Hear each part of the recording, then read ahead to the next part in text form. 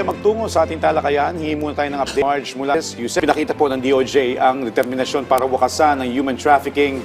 Can you give us more details about this? Okay, tama ka dyan, Joshua. Mas palalakasin ng Department of Justice ang krusada ng pamahalaan laban sa human trafficking sa pangunguna ng Interagency Council Against Trafficking o IACAT. Ito ang ipinangako ng DOJ sa nagdaang Advocacy and Communications Committee o ADVOCOM meeting kasama ang Commission on Filipinos Overseas o CFO. Target ng meeting na ito na mapalakas ang pagkakaisa sa pagitan ng mga ahensya ng gobyerno at mapalawig ang laban sa human trafficking.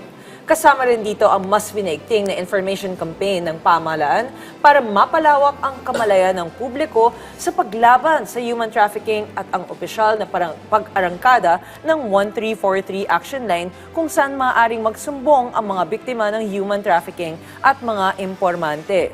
Nagpahayag naman ng buong suporta si Justice Secretary Frederick Vida sa mas pinalawig na koordinasyon at kooperasyon ng IACAT kasama ang iba pang sangay ng pamahalaan sa pag-asang mawawakasan ang human trafficking sa bansa.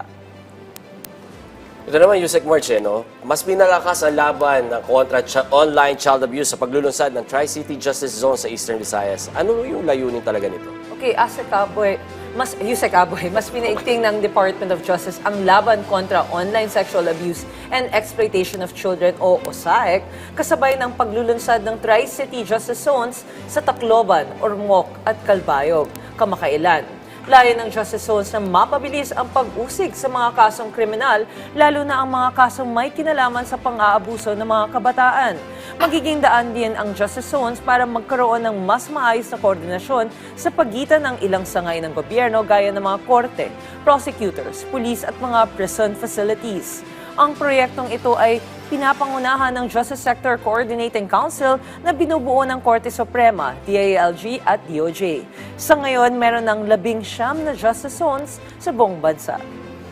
Alright, maraming salamat, Yusek Marge, sa mga update na ibinahagi mo sa amin mula sa Department of Justice. You're welcome.